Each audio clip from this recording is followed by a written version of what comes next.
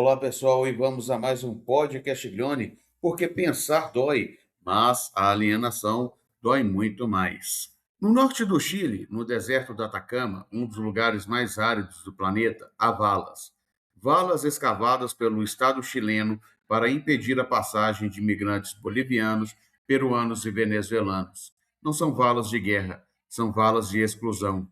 São a materialização mais honesta de que o neoliberalismo faz com a promessa da globalização. As mercadorias circulam livremente, o capital circula, mas o ser humano pobre que tenta cruzar uma fronteira encontra uma vala. E aqui está o paradoxo que o analista Maurício Alfredo, nos Diálogos do Sul, formulou com precisão. As valas do norte do Chile não devem ser lidas como sinal de força estatal. Devem ser lidas como tentativa desesperada de administrar de forma seletiva e excludente as tensões de um mundo profundamente desigual. Não é a força, é desespero administrado. É a contradição do capitalismo periférico neoliberal tornando trincheira de terra. Mas para entender esse Chile de valas imigrantes, precisamos entender o Chile de Allende e de Pinochet. Chile, que foi laboratório da via democrática ao socialismo e depois laboratório do neoliberalismo imposto pela ditadura e pela tortura, porque não existe fronteira seletiva sem história. E a história do Chile é uma das mais ricas, trágicas e mais necessárias de entender no século XXI. Aqui, no podcast Glione, vamos entendê-la com toda a teoria que ela exige. Vamos entender o movimento operário chileno que tornou a Allende possível, com a Allende e a via chilena como projeto teórico e prático, para entender os dilemas estratégicos da transição, para entender o golpe como contra-revolução necessária ao capitalismo independente e para entender a estrutura que persiste sob qualquer governo. E com todos que pensaram em migração como questão de classe e não de securitização. Para entender o Chile de 1973, precisamos voltar ao início do século XX, ao homem que Luiz Emílio Recabarren chamava de o pai do movimento operário chileno. Tipógrafo, organizador sindical, fundador do Operário Socialista em 1912, que depois se tornaria o Partido Comunista do Chile, Recabarren não era apenas político, era educador de classe. Seu jornal é o Despertar de los Trabajadores, não era apenas comunicação, era instrumento de formação política de trabalhadores que nunca haviam tido acesso à palavra pública. Marx e Engels, no Manifesto Comunista, afirmaram que a burguesia produz, acima de tudo, seus próprios coveiros. Recabarren foi o parteiro dessa produção no Chile. Os mineiros do salitre e do cobre, os operários das fábricas têxteis de Santiago e os trabalhadores portuários de Valparaíso, submetidos às condições mais brutais de exploração capitalista periférica, foram construindo ao longo de décadas uma consciência de classe que tornou possível, em 1970, que um socialista chegasse ao governo pela via eleitoral. Lenin, em Que Fazer, argumentou que a consciência socialista não surge espontaneamente do movimento econômico, para ser introduzida de fora pelo partido de vanguarda. Recabarren praticou uma versão chilena disso, combinando jornalismo, sindicato, partido e cultura popular para construir a formação política que o capitalismo nunca fornece voluntariamente à classe trabalhadora. Sem Recabarren e as décadas de organização que ele inaugurou, não há Salvador Allende, não havia chilena, não há setembro de 1973. A história tem raízes mais fundas que os eventos que a mídia cobre. No dia 11 de setembro de 1970, Salvador Allende vence as eleições presidenciais com 36,6% dos votos, a maioria relativa numa disputa de 3 candidatos, e se torna o primeiro presidente socialista eleito democraticamente no mundo.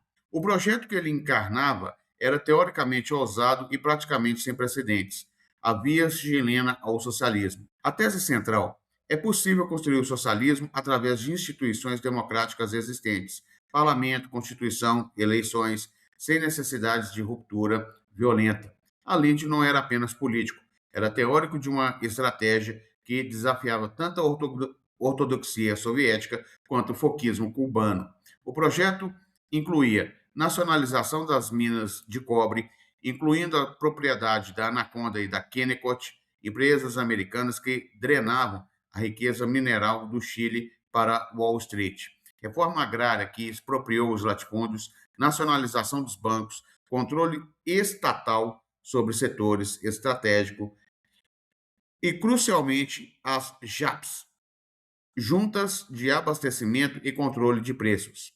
As JAPs eram organismos de poder popular local que controlavam preços, combatiam o mercado negro e garantiam distribuição de alimentos nas comunidades. São um dos exemplos mais fascinantes de autogestão popular na história latino-americana.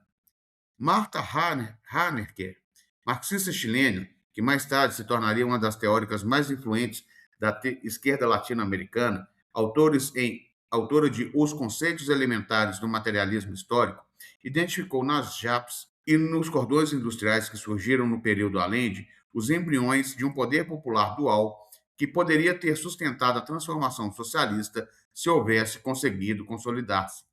Em Um Mundo a Construir, Hanecker analisou retrospectivamente o que faltou. A transição democrática ao socialismo exige não apenas controle do executivo, mas transformação das forças armadas, do judiciário e da mídia, instituições que o projeto alendista não conseguiu democratizar e que se tornaram instrumentos do golpe. Gramsci teria dito: a guerra de posição, a conquista hegemônica das instituições e da cultura, não pode ser substituída pela guerra de manobra eleitoral.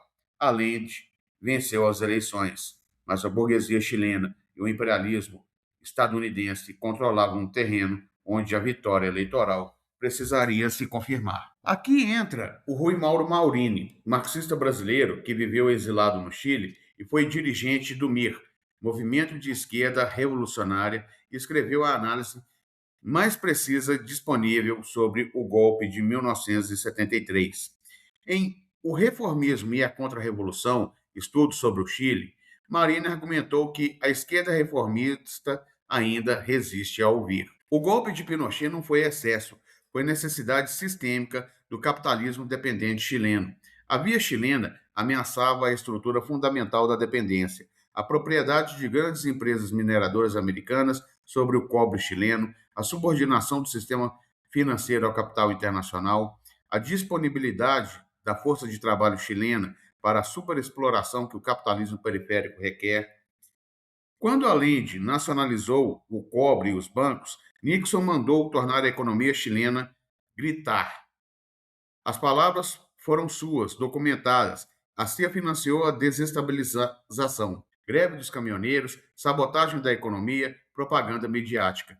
Lenin havia mostrado que o imperialismo usa todos os instrumentos disponíveis para proteger seus investimentos na periferia. No Chile, usou tudo: pressão econômica, isolamento financeiro, financiamento da oposição golpista e, finalmente, apoio ao golpe militar. David Harvey, em O Novo Imperialismo, identificou o Chile de Pinochet como o primeiro grande experimento de neoliberalismo imposto, precedendo Thatcher e Reagan em anos. A ditadura não foi apenas repressão política, foi laboratório de classe onde os Chicago Boys, economistas treinados na Universidade de Chicago sob Milton Friedman, testaram a doutrina do choque, que depois seria exportada para o mundo inteiro. Privatização em massa, eliminação dos sindicatos, abertura comercial irrestrita, financiarização da economia, destruição do Estado desenvolvimentista.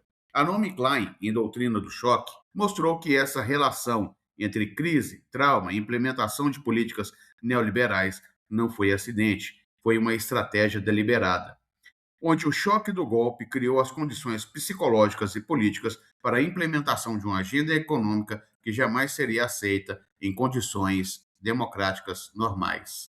No dia 11 de setembro de 1973, o Palácio de La Moneda foi bombardeado, além de morto, seja pelo suicídio que ele escolheu para não render-se, seja pela execução que testemunhos apontam, e começa o terror. O Estádio Nacional de Santiago vira campo de prisioneiros. O DINA A polícia secreta de Pinochet, equivalente à PIDE portuguesa, torturou, assassinou e desapareceu com milhares de pessoas. A comissão Rettig documentou mais de 3.000 mortos e desaparecidos. A comissão Vallet documentou 38.000 sobreviventes de tortura.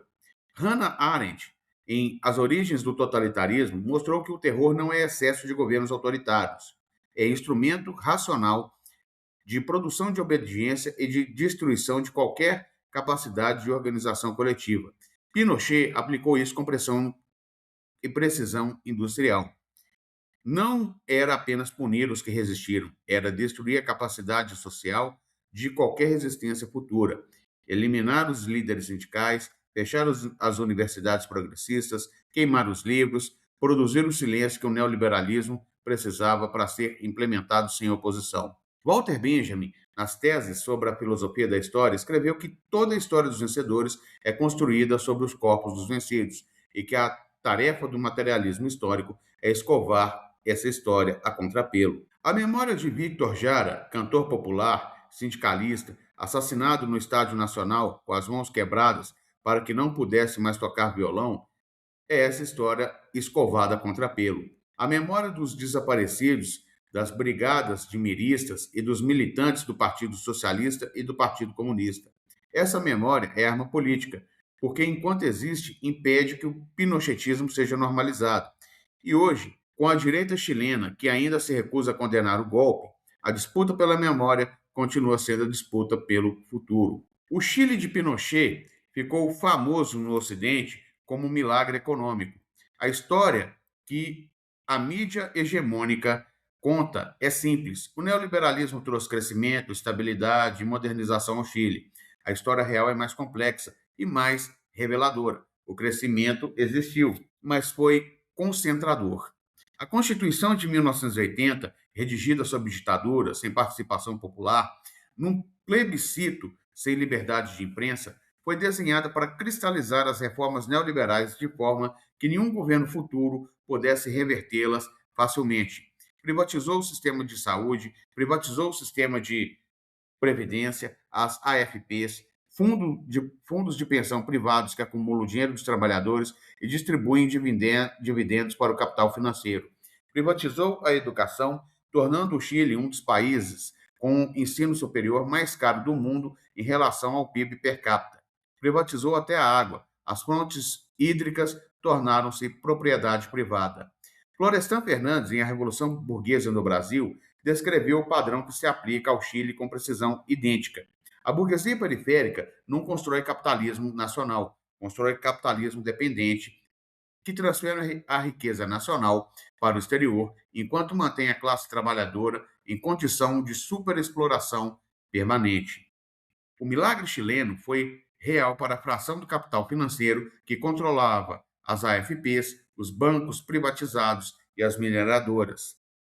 Para os trabalhadores chilenos, foram décadas de salários comprimidos, direitos sindicais destruídos e serviços públicos transformados em mercadorias. Em outubro de 2019, esse milagre explodiu. O estalido social, a revolta popular mais ampla da história chilena desde o golpe de 1973, começou com o aumento da passagem de metrô de Santiago. Não era apenas a passagem, eram 3 décadas de neoliberalismo acumulado. Gabriel Boric chegou ao governo em 2022 com o mandato de reformar a Constituição pinochetista. O processo constituinte produziu uma Constituição progressista que foi rejeitada em plebiscito. Depois, uma segunda tentativa produziu uma Constituição conservadora e também foi rejeitada. O Chile ficou com a Constituição de 1980. Gramsci chamaria isso de crise orgânica. O velho não morre e o novo não consegue nascer. E dentro dessa crise orgânica que as valas do norte aparecem. Agora voltamos ao ponto de partida. As valas do norte do Chile. O Chile que se apresenta como exemplo de globalização bem-sucedida é o mesmo Chile que escava valas para impedir que bolivianos, peruanos e venezuelanos entrem em seu território. Que contradição mais reveladora. Assim que Kast foi eleito, nós podemos ver que ele veio com aquele velho papo de os valores do pinochetismo devem ser resgatados. E isso pode trazer grandes problemas para o povo chileno, porque o país viu uma guinada mais radical à direita desde Pinochet. Marx, em O Capital, mostrou que o trabalho precisa de mobilidade do capital e da imobilidade relativa do trabalho, ou da mobilidade do trabalho apenas quando serve aos interesses do capital. Quando o trabalhador latino-americano emigra buscando condições de sobrevivência que o capitalismo periférico não oferece em seu país, o Chile constrói valas. Quando o capital americano precisa extrair cobre chileno, a fronteira se abre. Achille Mbembe, em Necropolítica, mostrou que as fronteiras contemporâneas não são apenas linhas geográficas, são dispositivos de gestão da vida e da morte que decidem quais populações podem circular e quais populações devem ser contidas. A vala do Atacama não é a anomalia, é a lógica da globalização tornada buraco no chão. Livre circulação para o capital, fronteiras de exclusão para o trabalho. David Harvey, Novo Imperialismo, mostrou que a migração contemporânea não é fenômeno natural, é produto direto das políticas de ajuste estrutural, das guerras e do extrativismo que destruíram as economias dos países de origem. A Venezuela, destruída por dependência do petróleo e pela guerra econômica americana. A Bolívia ainda pagando o preço do extrativismo sem industrialização. O Haiti, destruído pelo imperialismo francês e americano durante 2 séculos. O migrante que chega ao norte do Chile não escolheu emigrar, foi expulso pelas condições que o capitalismo produziu em seu país de origem e encontra uma vala. Como Maurício Alfredo escreveu nos Diálogos do Sul, as valas do norte do Chile são a tentativa desesperada de administrar, de forma seletiva e excludente, as tensões de um mundo profundamente desigual. São sintoma de um sistema que produz miséria e depois constrói muros contra os que a miséria empurra. Então vamos fechar com chave de ouro. O Chile é um país que viveu em poucas décadas quase tudo que o capitalismo do século XX pode produzir. O movimento operário mais organizado da América Latina, de recabarem as greves do salitre e do cobre, a experiência mais ousada de democracia socialista, a via chilena de Allende e as chapas como poder popular real, o primeiro laboratório do neoliberalismo imposto pela violência, Pinochet e os Chicago Boys testando a doutrina do choque, que depois seria exportada para o mundo, a maior revolta popular do continente em 2019, o estalido social que revelou as fraturas de 5 décadas de neoliberalismo, e hoje, valas no deserto para impedir a entrada de trabalhadores empurrados pela miséria que o próprio sistema produziu. Recabarren nos mostrou que a consciência de classe se constrói pacientemente no jornal, no sindicato e na escola popular. Além de nos mostrou que o socialismo democrático é possível e que o imperialismo não tolera. Hamerker nos mostrou que os dilemas estratégicos da transição não têm solução fácil e que ignorá-los custa muito caro. Marini nos mostrou que o golpe foi necessidade sistêmica, não excesso, não é desvio, mas resposta orgânica do capitalismo dependente ao desafio que a Allende representava. Harvey nos mostrou que o neoliberalismo chileno foi laboratório de classe antes de ser receita global. Mbembe nos mostrou que as valas do Atacama são necropolítica materializada em terra escavada. E Marx nos mostrou, antes de todos, que a globalização do capital produz a migração do trabalho e depois constrói valas para contê-la. Não por contradição, mas por design. O Chile de Valas e o Chile de Allende não são 2 países diferentes, são o mesmo país, atravessado pela mesma questão que percorre toda a América Latina. Quem controla a riqueza, para quem ela serve e quem paga o preço quando ela não serve ao povo. A resposta foi dada em setembro de 1973, ainda não foi revertida. E como sempre dizemos aqui no podcast Glione, pensar dói, mas a alienação dói muito mais. Até o próximo podcast Glione.